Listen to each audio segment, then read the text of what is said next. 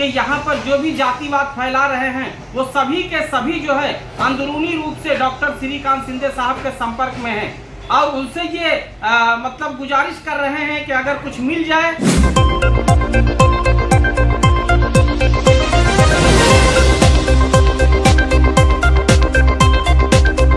नमस्कार, मैं हूं अशोक पांडे और आप देख रहे हैं निर्भय नगरी।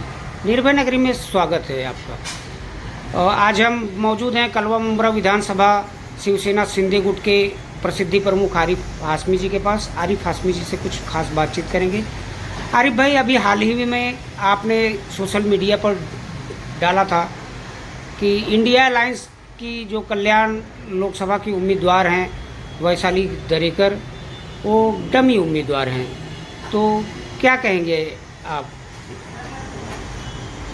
उनको जो डमी उम्मीदवार सिर्फ मैं ही नहीं बोल रहा हूँ, उनके साथ अलायंस में जो मित्र पक्ष के पार्टियां हैं जो वो सभी के सभी जो है बोल रहे हैं वो डमी उम्मीदवार हैं।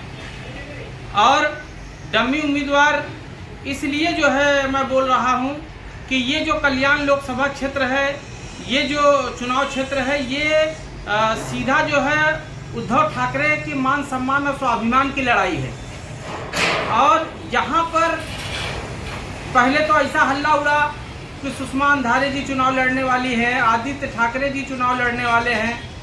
तो अगर इस तरह का कोई उम्मीदवार डॉक्टर श्रीकांत शिंदे साहब के सामने आता और वो जन जन तक जाता, युद्ध स्तर पर अपना प्रचार प्रसार करता, तो एक बार हम मानते कि नहीं, वैशाली दरेकर जो है डमी कैंडिडेट नहीं है। सीधा सीधा जो है ये सिद्ध हो रहा है कि वो डमी कैंडिडेट है, इसलिए कि उनका चुनाव मतलब प्रचार के दौरान जो सक्रियता रहनी चाहिए वो नहीं है, जो एक्टिविटी उनमें पाई जानी चाहिए वो नहीं है।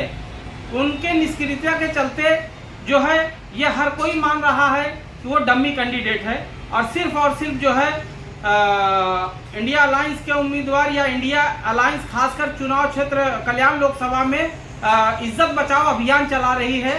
बाकी इसके पीछे और कुछ मकसद नहीं है। तो मैं मुंब्रा शहर की जनता से ये अपील करना चाहूँगा कि ये जो है वाकई में डमी कैंडिडेट है। डमी कैंडिडेट इसलिए भी है कि इनके सामने डॉक्टर श्रीकांत शिंदे साहब के सामने जिस तरह से जो है उम्मीदवार होना चाहिए था, आखिर क्या वजह है कि इंडिया अलायंस के लोगों ने जो है इस पर विचार नहीं किया।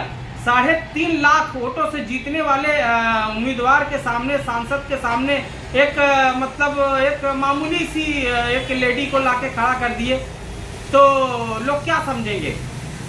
तो मैं तो डंके की चोट पे बोल रहा हूँ कि वैशाली दरेकर डमी कैंडिडेट है। अभी हाल ही में सुषमा अंधारे जी का भी मुंब्रा दौरा हुआ, तो कुछ असर पड़ेगा मुंब्रा की जनता पर? सुषमा अंधारे क्यों नहीं आके यहाँ से लड़ लिए?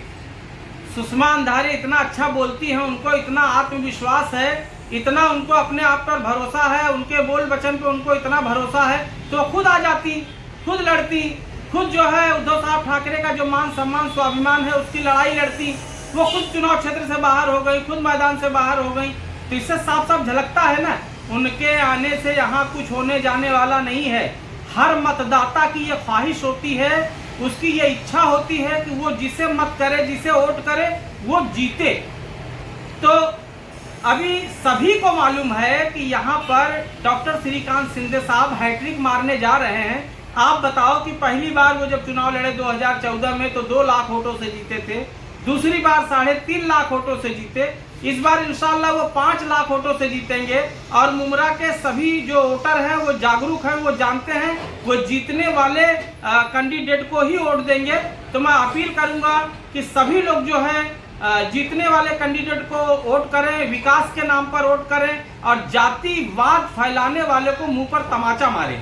आरिफ भाई, क्या आपको नहीं लगता महाराष्ट्र की जनता कहीं ना कहीं कुछ भ्रम की स्थिति में है कि पिछले चुनावों में भी ऐसा देखा गया है कि चुनाव जीतने के बाद अपने विपरीत विचारधारा के पार्टियों से सत्ता पाने के लिए लोग समझौता करके सत्ता में आ जाते हैं, तो जनता कंफ्यूज है, भ्रम की स्थिति में है कि किसको वोट दे, उनके वोटों का सौदा कर दिया जाता है।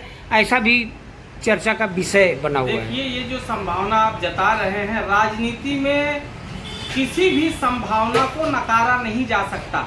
ये मेरा अपना व्यक्तिगत मत है, ये पार्टी लाइन से हटकर मैं ये बात कर रहा हूँ।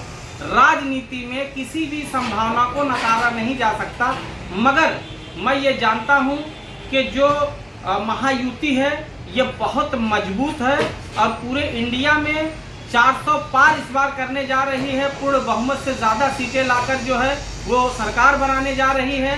और ख़ासकर मैं ज़्यादा बाहर की बातें न करके अपने कल्याण लोकसभा क्षेत्र की बात करता हूं, तो यहाँ पर जो है एक तरफा जो है डॉक्टर श्रीकांत शिंदे साहब विभिन्न हो रहे हैं।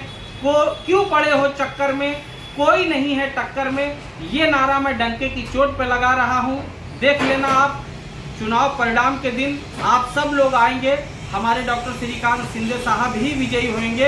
एक बार फिर मैं मुमरा के मुसलमानों से यह हाथ जोड़कर अपील करना चाहता हूं कि डॉक्टर श्रीकांत शिंदे साहब हमारे पड़ोसी हैं, उनका घर हमारा घर 8 किलोमीटर का अंतर है।